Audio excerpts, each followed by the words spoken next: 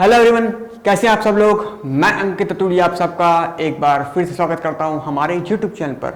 और आज हम लोग सीखने वाले हैं कि क्या होते हैं एटम्स और क्या होते हैं मॉलिक्यूल्स।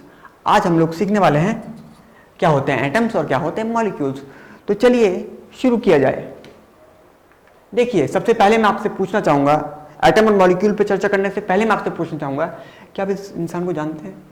गौर से देखिए इसे, क्या आप इसे जानते हैं? अच्छा, नहीं जानते तो मैं बता दूं, ये हैं अमीलो कार्लो एवोगैड्रो। अमीलो कार्लो एवोगैड्रो, नाम तो सुना ही होगा, नाम तो आपने इनका सुना ही होगा, एवोगैड्रो। बहुत बेहतरीन फिजिस्ट, बहुत बेहतरीन साइंटिस्ट, बहुत बेहतरीन, मतलब केमिस्ट्री की दुनिया में उन्होंने बहुत काम किया। देखिए, इनको मैं यहाँ पे क्यों इनका नाम ले रहा हूँ, इनको क्यों याद किया जा रहा है?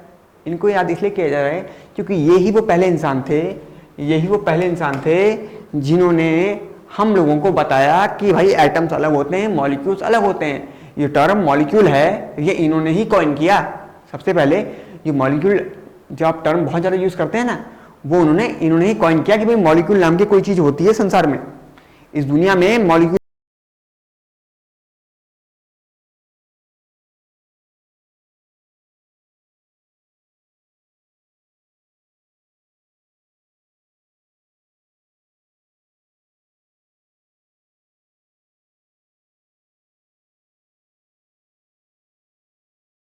एटम की कि आखिरकार एक एटम क्या है।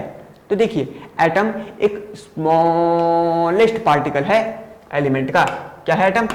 एटम एक स्मॉलेस्ट पार्टिकल है एटम का। किसी भी एलिमेंट का सबसे छोटा जो पार्टिकल है उसको हम एटम कहा करते हैं। कहा करते हैं? एटम कहा करते हैं। चलिए, दूसरी बात कि एटम फंडामेंटल यूनिट है केमिकल रिएक्शन का। जाहिर सी बात है कि जब एटम स्मॉलेस्ट पार्टिकल है किसी एलिमेंट का, तो निश्चित रूप से वो केमिकल रिएक्शन का भी तो फंडामेंटल यूनिट होगा। उससे छोटी कोई चीज नहीं है, तो उससे छोटी चीज कोई केमिकल रिएक्शन में पार्टिसिपेट कर सकती है। समझिए बात को। तो इसीलिए क्योंकि एटम स्मॉलेस्ट पार्टिकल है किसी एलिमेंट का, इसीलिए वो ही फंडामेंटल यूनिट है किसका? केमिकल रिएक्शन का। केमिकल रिएक्शन में सबसे छोटी चीज जो पार्टिसिपेट कर सकती है वो एटम ही होगा निश्चित रूप से। जब एटम से छोटा कुछ नहीं है तो जाहिर सी बात है कि एटम ही केमिकल रिएक्शन की फंडामेंटल यूनिट होगा। आगे बढ़े तो अब बड़ी अच्छी बात या इंपॉर्टेंट बात जो एवोगैड्रो ने नोटिस की थी। एवोगैड्रो ने कहा हमें कि एटम मे और may not have independent existence, कि हो सकता है एटम्स की इंडिपेंडेंट एग्जिस्टेंस हो, और ये भी हो सकता है कि इंडिपेंडेंट एग्जिस्टेंस ना हो। एवोगैड्रो से पहले लोग ये समझते थे कि एटम की तो इंडिपेंडेंट एग्जिस्टेंस होगी ही। क्या समझा करते थे? कि एटम की इंडिपेंडेंट एग्जिस्टेंस निश्चित रूप से होती ही होगी। लेकिन एवोगैड्रो ने हमें कहा कि एटम की हो सकता है कि इंडिपेंडेंट एग्जिस्टेंस हो और हो सकता है कि ना हो। अच्छा, कैसे? तो समझिए एग्जांपल से। हाइड्रोजन दिख रहा है आपको? बिल्कुल। क्या हाइड्रोजन जो नेचर में पाया जाता है, क्या वो इस फॉर्म में पाया जाता है? क्या वो अपने एटॉमिक फॉर्म में पाया जाता है? तो उत्तर है नहीं। ये तो हमें इस एटॉमिक फॉर्म में नहीं पाया जाता, तो इसकी इंडिपेंडेंट एग्जिस्टेंस नहीं है हाइड्रोजन की। अच्छा, हीलियम की बात करें तो क्या हीलियम हमें नेचर में एज ए हीलियम एटम की फॉर्म में मिलता है? बिल्कुल मिलता है। तो इसलिए हम कहेंगे भाई हीलियम की तो इंडिपेंडेंट एग्जिस्टेंस है, हीलियम के एटम की तो इंडिपेंडेंट एग्जिस्टेंस है। अच्छा, ऑक्सीजन की बात करें तो क्या ऑक्सीजन की एटम की इंडिपेंडेंट एग्जिस्टेंस है? ऑक्सीजन हमें क्या नेचर में ऐसे मिलती है? तो आपको जानकारी होगी कि ऐसे नहीं मिलती, O2 की फॉर्म में मिला करती है। तो ऑक्सीजन का एटम भी फेल हो गया, ये भी जो है इंडिपेंडेंट एग्जिस्टेंस नहीं शो करता है, बिल्कुल भी शो नहीं करता ये। अच्छा, नाइट्रोजन की बात करें तो नाइट्रोजन का एटम क्या शो करता है इंडिपेंडेंट एग्जिस्टेंस? नहीं करता है, बिल्कुल भी नहीं करता। ये N2 की फॉर्म में पाया जाता है, या अमोनिया या किसी भी फॉर्म में पाया जाए, लेकिन ये भाई साहब नाइट्रोजन की फॉर्म में नहीं पाया जाता, नाइट्रोजन एटम की फॉर्म में तो नहीं पाया जाता। अच्छा, नियॉन की बात करें तो नियॉन क्या पाई जाती है अपने एटॉमिक फॉर्म में? आंसर बिल्कुल पाई जाती है। बिल्कुल, नियॉन जो है अपने एटॉमिक फॉर्म में पाई जाती है, इंडिपेंडेंट एग्जिस्टेंस है नियॉन का। और ब्रोमीन को देखा जाए तो ब्रोमीन तो नहीं करता, ब्रोमीन तो Br2 की फॉर्म में एग्जिस्ट करता है, आपको पता ही होगा।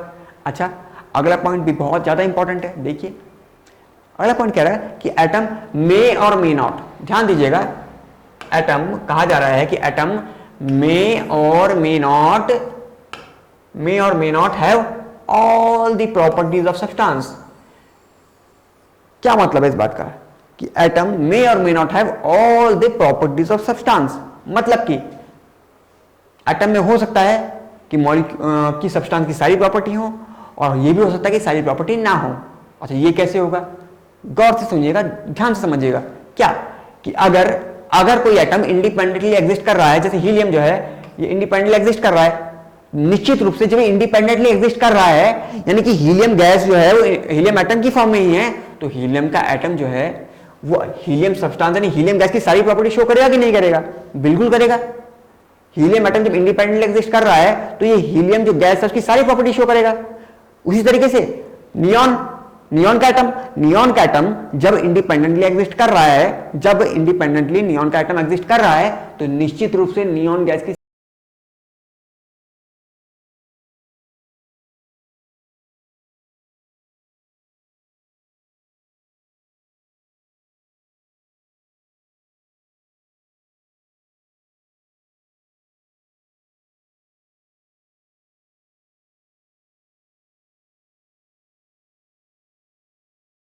गैस है उसमें ये H2 की फॉर्म में रहता है, भली भांति जानते हैं कि H2 की फॉर्म में रहता है, तो हाइड्रोजन का एटम हाइड्रोजन गैस की सारी प्रॉपर्टीज कैसे शो कर सकता है?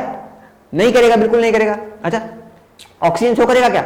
ऑक्सीजन भी शो नहीं करेगा, क्योंकि ऑक्सीजन भी आपको पता है O2 की फॉर्म में एग्जिस्ट करता है, तो ऑक्सीजन गैस की सारी प्रॉपर्टी ऑक्सीजन का एटम कैसे शो कर सकता है? नहीं कर शो कर सकता। अच्छा, नाइट्रोजन भी आपको पता है N2 की फॉर्म में रहता है, तो ये भी है सब्सटेंस की नाइट्रोजन गैस की सारी प्रॉपर्टी शो नहीं करने वाला। उस तरीके से ब्रोमीन भी शो नहीं करने वाला, क्योंकि ये भी Br2 की फॉर्म में पाया जाता है, ब्रोमीन भी Br2 की फॉर्म में पाया जाता है, तो ये भी ब्रोमीन गैस की सारी प्रॉपर्टी को ब्रोमीन का एटम शो नहीं करने वाला। आप इस बात को समझ चुके हैं कि क्या है इन दोनों के बीच में लिंक, कि अगर कोई एटम अगर इंडिपेंडेंटली एग्जिस्ट करता है, अगर वो इंडिपेंडेंटली एग्जिस्ट करता है तो निश्चित रूप से वो उस सब्सटेंस की सारी physical as well as chemical property को शो करेगा, बिल्कुल शो करेगा। लेकिन अगर कोई एटम इंडिपेंडेंटली एग्जिस्ट ही नहीं करता है, अगर कोई एटम इंडिपेंडेंटली एग्जिस्ट ही नहीं करता है तो वो उस सब्सटेंस की प्रॉपर्टी को शो करने में सामर्थ्यशाली नहीं है, वो नहीं शो कर पाएगा। आशा करते हैं ये बात आपको अच्छे से समझ गई होगी कि क्या एटम है ना। काफी कंफ्यूजन रहती है लोगों की एटम क्या है।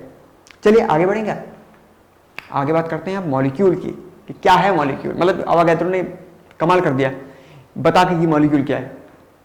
अवागैत्रो ने हमें कहा कि smallest particle of a substance, किसी सब्सटेंस का स्मॉलेस्ट पार्टिकल जो कि इंडिपेंडेंट एग्जिस्टेंस शो कर सकता है, उसे मैं मॉलिक्यूल कहूंगा। समझिएगा इस बात को।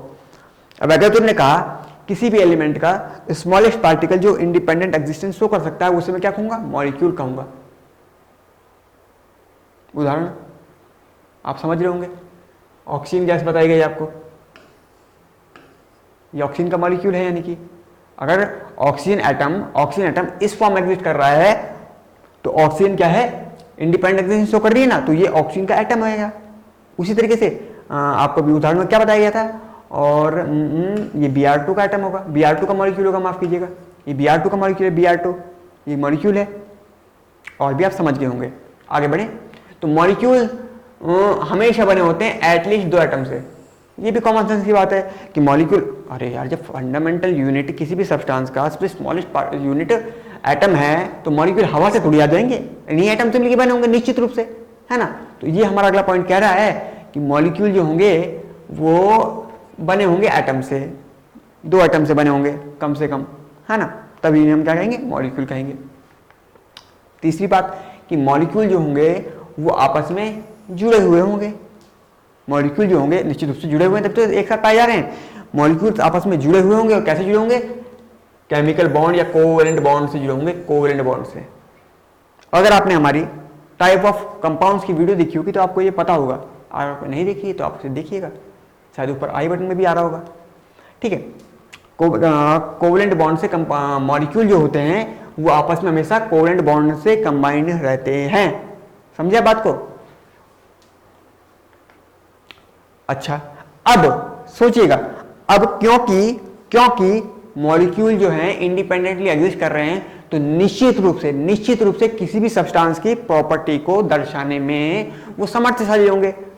चाहे फिजिकल प्रॉपर्टी देखें या केमिकल प्रॉपर्टी देखें, किसी भी सब्सटेंस की फिजिकल या केमिकल प्रॉपर्टी को एक्सप्लेन करने में मॉलिक्यूल पूरी तरीके से समर्थशाली होंगे। मॉलिक्यूल बिल्कुल शो करेंगे किसी भी सब्सटेंस की प्रॉपर्टी को, क्योंकि मॉलिक्यूल ही तो वो हैं जो इंडिपेंडेंटली एग्जिस्ट कर रहे हैं उस सब्सटेंस में। वो सब्सटेंस मॉलिक्यूल से तो बना है जो इंडिपेंडेंटली एग्जिस्ट कर रहे हैं। इसीलिए मॉलिक्यूल शो करने वाले हैं सारी प्रॉपर्टी की, सब्सटेंस की सारी प्रॉपर्टीज को शो करने वाले हैं, physical as well as chemical. अच्छा, उदाहरण दिया गया है आपको, उदाहरण दिया गया है आपको किसका? मॉलिक्यूल्स का। तो आप देख सकते हैं क्या क्या उदाहरण आपके पास। आपके पास वाटर का उदाहरण है H2O, N2 gas, nitrogen gas और ओजोन गैस O3। नाम आपने सुना ही होगा ओजोन गैस का, काफी इंपॉर्टेंट गैस है। और साथ ही साथ बचपन से आप एक चीज को सुनते आ रहे होंगे, ग्लूकोज, है ना, जो हमें एनर्जी देता है। इसका फॉर्मूला C6H12O6। ये भी एक मॉलिक्यूल है, कोवलेंट बॉन्ड से अट्रैक्टेड है। अच्छा, अगर मैं आपसे पूछूं, ध्यान दीजिएगा, अगर मैं आपसे पूछूं क्या NaCl एक मॉलिक्यूल है? जो आयनिक कंपाउंड होते हैं क्या वो ये NaCl आयनिक कंपाउंड है, क्या ये मॉलिक्यूल है? उसका उत्तर होगा बिल्कुल भी नहीं, ये बिल्कुल भी नहीं है। अगर आपको अब भी कंफ्यूजन है कि क्या क्यों NaCl मॉलिक्यूल नहीं है, क्यों NaCl क्या है, मॉलिक्यूल नहीं है, तो आप समझ रहे होंगे क्यों नहीं है। क्योंकि ये कोवलेंट बॉन्ड से बाउंडेड नहीं है। आप हमारी जो वीडियो है आयनिक और कोवलेंट कंपाउंड की, वो आप देखिएगा तो आपको और क्लैरिटी आएगी क्यों ये NaCl को मैंने काट दिया, क्यों मैं इस NaCl को मॉलिक्यूल मानने से इनकार कर रहा हूं कि नहीं है ये मॉलिक्यूल। कोई भी आयनिक कंपाउंड मॉलिक्यूल फॉर्म में नहीं रहता, बिल्कुल नहीं रहता, इसलिए मैं इसे मना कर रहा हूं। ठीक है, आप उस वीडियो को देखिएगा अगर आपको समझना है तो।